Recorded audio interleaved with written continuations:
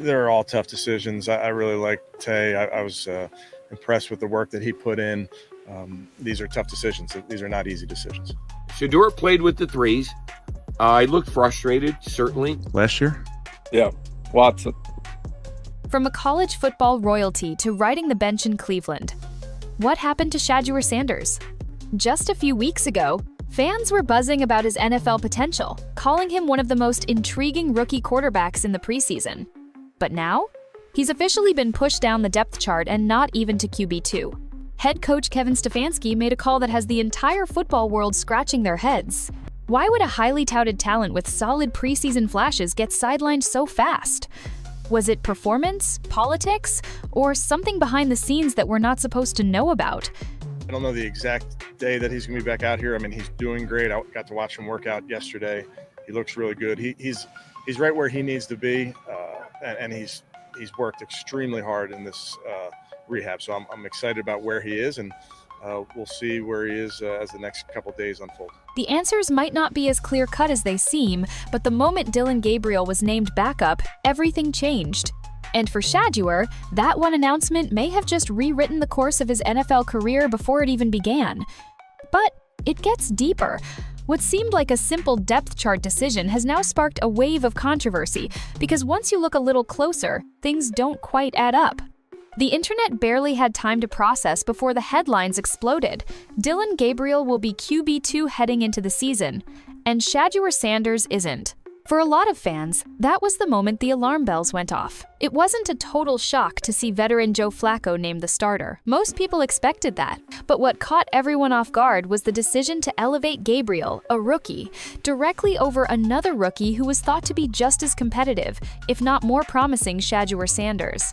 In his press conference, Kevin Stefanski didn't hesitate. He came right out and said it.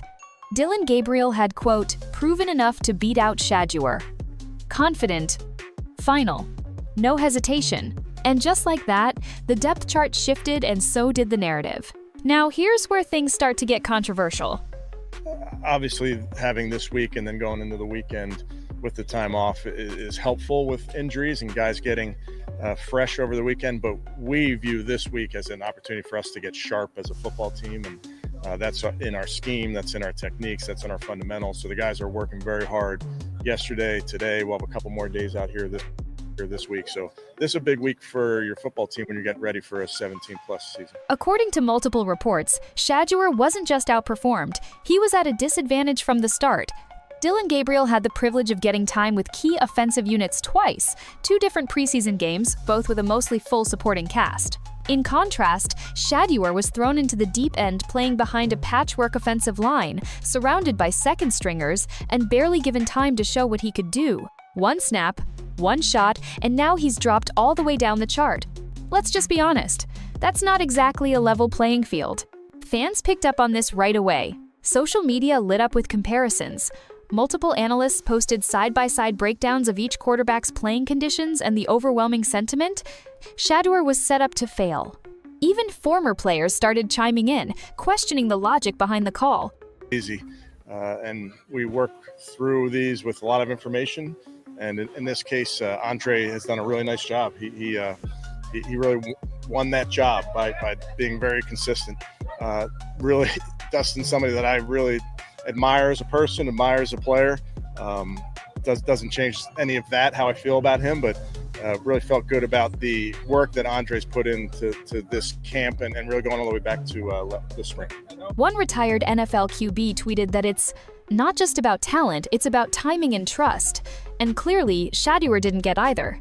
Ouch! And it's not just outsider criticism. Inside the locker room, some whispers have started to surface anonymous sources, saying that Shedeur left a strong impression during camp, but never seemed to be truly in the conversation for QB2. If that's true, then what does that say about Stefanski's evaluation process? Was this a real competition, or was Dillon always the guy? It opens up a bigger question, one that's quietly echoing across Brown's coverage right now. Was Stefanski's decision purely based on performance, or was this more about playing it safe? We know Dillon Gabriel is a methodical player, accurate, disciplined, safe. He doesn't take risks. He doesn't push boundaries. And maybe that's exactly what the Browns wanted, a low-drama backup who won't challenge the starter or the system. Shedeur? He's the opposite. Confident, emotional, and unpredictable.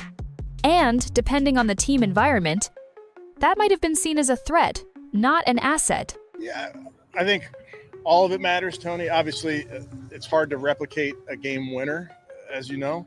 So it all matters. I think the big thing about these decisions is these are ongoing evaluations that we try to take in as much information as possible. And that's going back to work that we did in the spring, work that we certainly did in the summer. But to your point, those are moments in football games and where you want to come through for your team. But one thing's for sure. This was never just about one decision.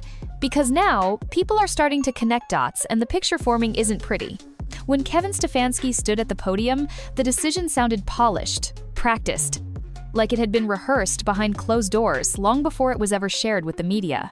Dillon Gabriel, he said, earned the job thanks to his consistency. Plain and simple. The problem?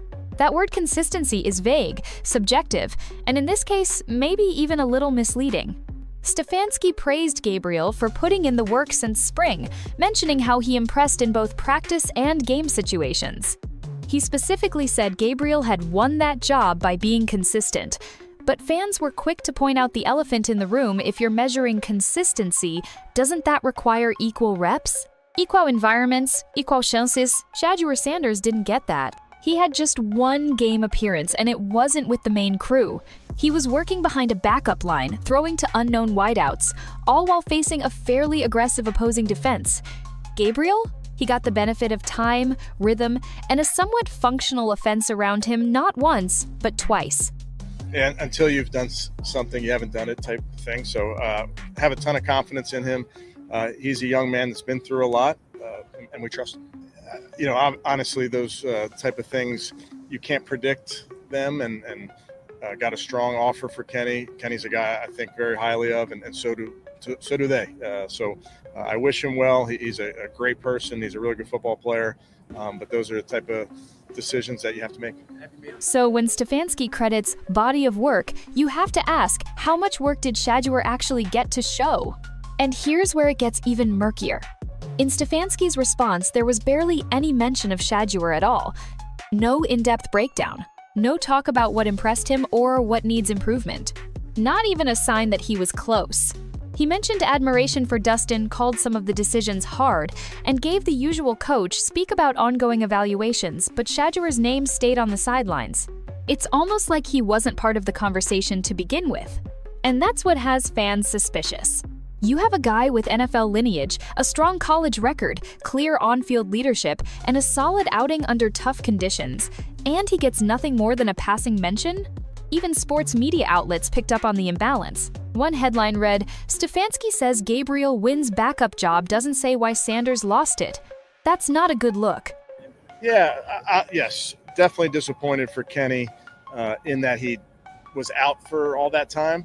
Like I told you guys, he performed well prior to that, remained engaged all throughout that. So disappointed for him, but he's somebody that I think very highly of. Yeah, I wouldn't comment to say or that Mary Kay. Deshaun's doing awesome. I mean, he's doing great. I'm excited for him. I get to watch him work out as well. I get to be in the meeting room with him every single day, so he's doing great. Now, to be fair, coaches can't tip their entire hand. They need to protect locker room dynamics and avoid throwing any player under the bus. But the lack of transparency here isn't just noticeable, it's fueling speculation. Was this about merit or management? Some insiders close to the Browns have hinted that Stefanski wanted a clear-cut hierarchy going into the season, someone who could quietly back up Flacco without rocking the boat. Dillon Gabriel fits that mold. Low maintenance, obedient, politically unproblematic. Shedeur, on the other hand, walks in the room with eyes on him. He's not just another rookie, he carries weight, name recognition, and expectations. Whether fair or not, that changes how coaches treat you, especially when you're still trying to prove yourself. At this point, it's hard not to wonder, was this competition ever real in the first place? Because if Stefanski had already made up his mind, then no preseason stat line, no matter how strong, would have made a difference. As if the quarterback room wasn't already complicated enough, there's one name that seems to be fading from the spotlight way too quietly. Kenny. I don't know about skill. I think For me, Jeff, there's so much practice time. There's so many meetings. There's so many times to evaluate our players. And sometimes when you see a guy that shows up and continues to make plays, it makes it cements what maybe your evaluation of the player. Now, if you've been following the Browns offseason, you'll remember Kenny was once in serious contention for the backup role. Early camp reports even painted him as the frontrunner before a string of injuries took him off the field. We're talking about a veteran with experience someone Stefanski openly described as a guy I think very highly of. But when the dust settled, Kenny was suddenly gone. No fiery press release. No emotional farewell. Just a few vague lines from Stefanski in the presser. "We got a strong offer for Kenny. We wish him well. He's a good football player."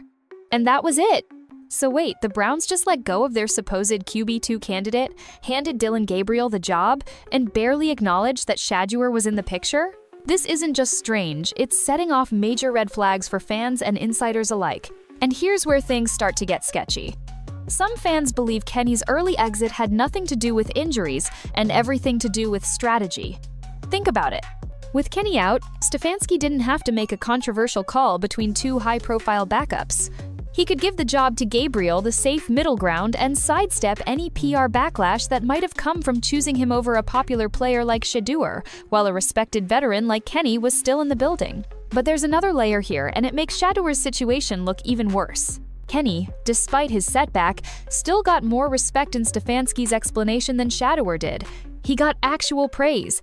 He was called admirable. He was thanked. Meanwhile, Shedeur barely got a sentence. That sends a clear message, whether Stefanski meant to or not. Shedeur was never really part of this equation. And if that's the case, then everything starts to line up. Kenny was phased out due to timing, Dillon was rewarded for availability and system fit. And Shedeur, the wild card in everyone's eyes, was simply overlooked, or worse, intentionally boxed out. It becomes a question of internal politics versus performance. Were the Browns trying to simplify their depth chart in a way that looked clean on paper, even if it raised more questions than answers behind the scenes? Or were they actively avoiding the noise that comes with having a player like Shedeur with a massive college following and a famous last name sitting in the number 2 spot? Because let's be real, QB2 isn't just a role, it's a message. It says, you're next up. And maybe, just maybe, Cleveland didn't want that message attached to Shedeur Sanders. By now, fans have started piecing together something Stefanski never said outright. Shedeur Sanders may not have lost the QB2 job, because he never had a real shot at it to begin with. Let's break it down. While Dillon Gabriel got 2 solid outings in the preseason, complete with first-string protection and established playmakers, Shedeur was sent out there in what felt more like a stress test than an audition. 1 game. Limited support. Backup linemen. Unknown receivers. And all eyes on him. It was like throwing someone into a final exam after skipping all the lectures, then blaming them for not getting an A. According to team insiders, Shedeur's reps during practice were already limited, and even in team scrimmages, he wasn't given much chance to build chemistry with the main offense. Meanwhile, Dillon was getting consistent snaps, repeating drills, and operating within a version of the offense that was built around timing and rhythm.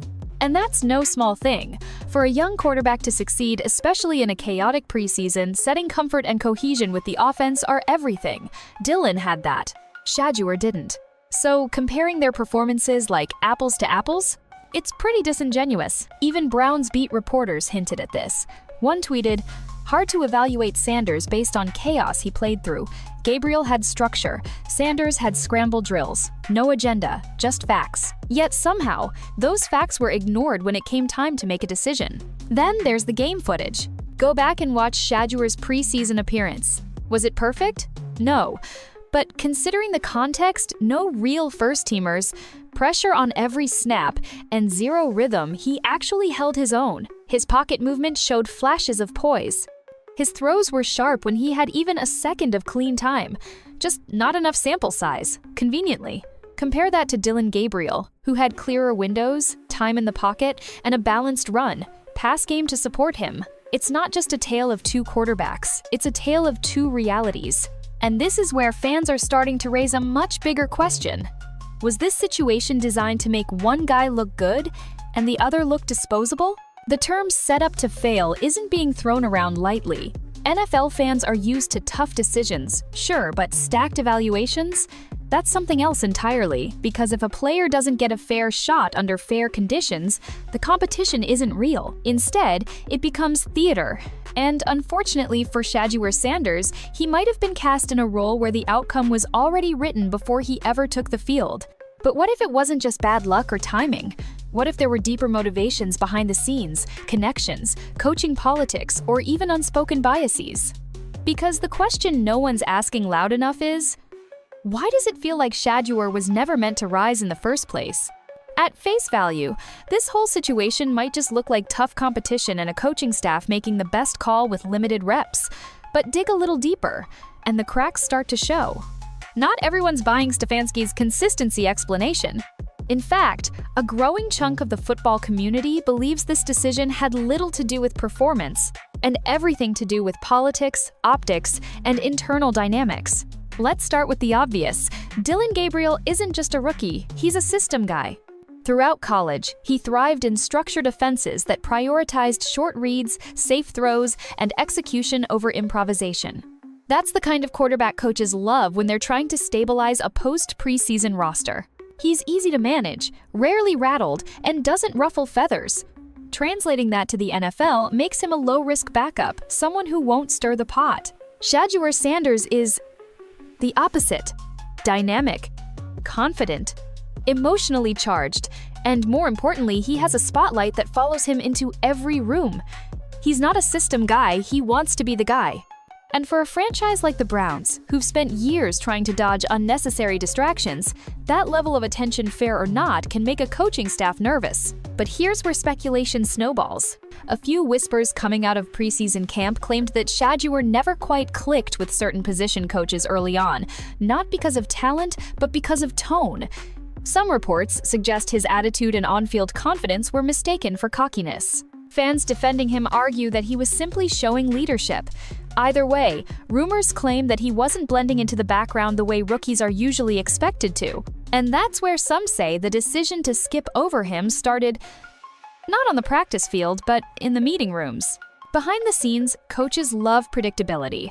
They might nod at talent, sure, but what they value even more is control. And in that sense, naming Dillon Gabriel the backup makes total sense. He's the safe play. He does what he's told. No drama, no big following, no famous father asking questions on social media. Meanwhile, Shedeur Sanders? He's a brand, a legacy name, and a player whose every move will be under a microscope both by the media and by his own fiercely loyal fan base. That kind of weight can be intimidating, especially for leadership trying to maintain harmony in the QB room. Of course, none of this is confirmed. These are just the rumors, the reading between the lines moments that fans and analysts have been picking apart since the depth chart dropped. But the timing, the silence from Stefanski, the one-sided opportunities, it all has people asking. Was the backup role truly up for grabs? Or was it already spoken for long before Shedeur took his first snap in Cleveland? For most NFL rookies, getting pushed down the depth chart is just part of the grind, a temporary setback to learn from. But for Shedeur Sanders, this isn't just another learning curve. It could be the beginning of a career-defining detour. Let's be clear, this isn't just about being QB3. It's about momentum. It's about perception. And in the NFL, perception can define your value faster than performance does. Right now, Shedeur's name isn't trending for his highlights or clutch throws. It's trending because he was publicly overtaken by another rookie. And not just anybody, a quarterback who came in with virtually the same level of college hype, but nowhere near the same national attention. That sends a message to the rest of the league, whether fair or not. He couldn't hold the number 2 spot. And in a cutthroat league like the NFL, that's the kind of label that sticks. General managers talk. Scouts take notes. Front offices watch how other teams handle their depth charts and base future evaluations on it. Shedeur may have gone from a potential late-round steal or future face of a franchise to someone they now see as a raw, risky project QB who couldn't stand out from the jump. But the scary part? He didn't even get a true chance to stand out, which puts him in a dangerous spot. Trapped in narrative. Because if you're labeled too early and don't get the right reps to change that narrative, your path narrows. significantly. Right now, Shedeur could easily end up buried on the practice squad, getting limited developmental snaps, with little opportunity to climb unless there's an injury or a complete system collapse. That's the best case scenario if he stays in Cleveland. And that's only if the front office even keeps him around. There's speculation building online, especially after Dillon Gabriel was promoted and Kenny was traded, that the Browns consider Shedeur expendable. Some outlets even hinted at a potential late preseason trade or waiver if the coaching staff feels he's not a schematic fit. It's harsh, but that's the league. On the flip side, there is a silver lining, and ironically, it's Shedeur's name value. He's not just a rookie QB, he's Dillon Sanders' son. He's been in the spotlight since high school. He's tough, marketable, already backed by a loyal fan base from his college days. That visibility means media coverage will follow him wherever he goes. And for some teams, that's an asset, especially ones looking to rebuild a brand or take a flyer on an unpolished but exciting quarterback. Multiple franchises are reportedly watching the Browns' depth chart closely. One anonymous AFC scout told a reporter, "If they try to stash him, someone's gonna scoop him. You don't let a guy like that disappear quietly." So what happens next? Could we see Shedeur quietly develop under the radar, waiting for his moment behind the scenes? Or could he be on the move either through a trade or waiver claim, heading to a team that's actually willing to invest in his upside? Either way, this isn't just a QB3 decision. It's a fork in the road for Shedeur Sanders' pro career. What's uncertain is which path he gets to take, and who decides it. The moment Kevin Stefanski announced Dillon Gabriel as QB2, the internet exploded, and not in a good way. Within hours, Shedeur was trending on X, formerly Twitter, not because of a game-winning drive or viral highlight, but because thousands of fans and analysts couldn't believe what they were hearing. From Colorado diehards and NFL draft fanatics to even a few retired pros, the reaction was loud, direct, and overwhelmingly furious. One fan posted, "This is political, plain and simple. Stefanski didn't give the kid a real shot." Another wrote, "How do you bench a guy who didn't even get one legit game with the ones?" Wild. The quote tweets and comments started piling up, and with them came video receipts. Clips from Shedeur's lone preseason appearance circulated fast, side-by-side breakdowns of Dillon's clean pockets versus Shedeur running from pressure. Analysts slowed the tape down, highlighting the lack of protection, the vanilla play calls, and the missed assignments that made Shedeur's performance look worse than it really was. It was like the internet had turned into a courtroom and the verdict was nearly unanimous. Shedeur had been set up. But the conversation wasn't just about whether he was treated fairly. It became something bigger. People started talking about why quarterbacks like Shedeur struggle to get grace from the system, especially early in their careers.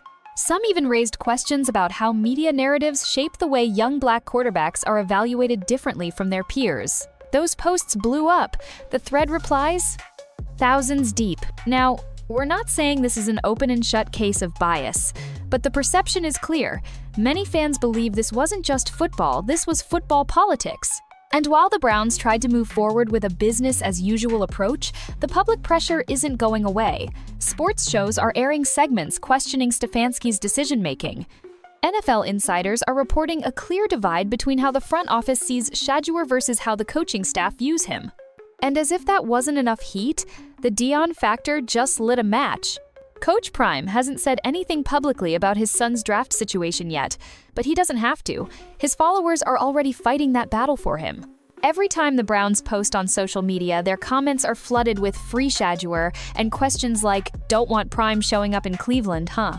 It's more than embarrassment now. It's becoming a PR issue. And when fans start losing trust in a team's process, especially during preseason, when hope is supposed to be high, that pressure adds up. Stefanski might have expected a few questions, but what he's getting is a full-blown narrative crisis. So, where does all that pressure go? Because if Shedeur stays on the roster as QB3 without more chances to prove himself, it'll only get worse. Each week will bring more frustration from the fan base, more speculation from talking heads, and more noise that the Browns can't ignore. And if they cut or trade him, that opens a whole new floodgate of backlash, especially if another team picks him up and lets him shine. At this point, one thing's certain. Whether Stefanski likes it or not, this story is way bigger than one depth chart move. When the Browns announced Dillon Gabriel as QB2, the headlines made it sound simple. Just another depth chart update. Just another preseason decision. But now, it's clear this simple decision has revealed a storm brewing beneath the surface. For Shedeur Sanders, this moment could have been the start of something huge, a breakout rookie year, a fast climb up the NFL ladder, and a shot to prove that his name means more than just legacy. Instead, it's turned into something else entirely, a narrative battle he didn't ask for, but now finds himself at the center of. In just a few short weeks, he's gone from promise to doubt, not because of what he did, but because of what he wasn't allowed to do. He didn't fail in the spotlight. He was handed a flickering bulb, no stage, and told to impress anyway. And somehow that became enough to write him off. Fans feel it, analysts are talking about it. The internet's already split between those defending Cleveland's move and those calling it for what it looks like, a carefully scripted decision that may have had little to do with performance and everything to do with control. And here's the part no one really wants to say out loud. If Shedeur Sanders wasn't Shedeur Sanders, if he wasn't confident, outspoken, and connected to one of football's most polarizing names, would this decision have played out the same way? Would he have been given another game, a longer leash, a fair shot? Or was this about something else, something deeper? We may never get the full story. No coach is going to come out on camera and admit, yeah, we didn't want the noise. No GM is going to say, he's good, but he makes us nervous. That's not how the NFL works. But fans are smarter than they used to be. And the more details leak out, the harder it is to deny that the odds were stacked from day one. But if there's one thing you should never do, it's count Shedeur Sanders out. He's been building toward this moment for years, carving his own story out of the shadow of Deion, leading Jackson State, and proving people wrong every step of the way. This situation in Cleveland, it's just another chapter.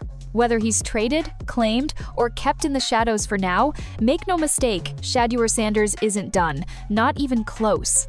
And if the Browns think this story ends quietly, they might want to think again. Because fans aren't forgetting this moment and the rest of the league is watching. So the only question left is this.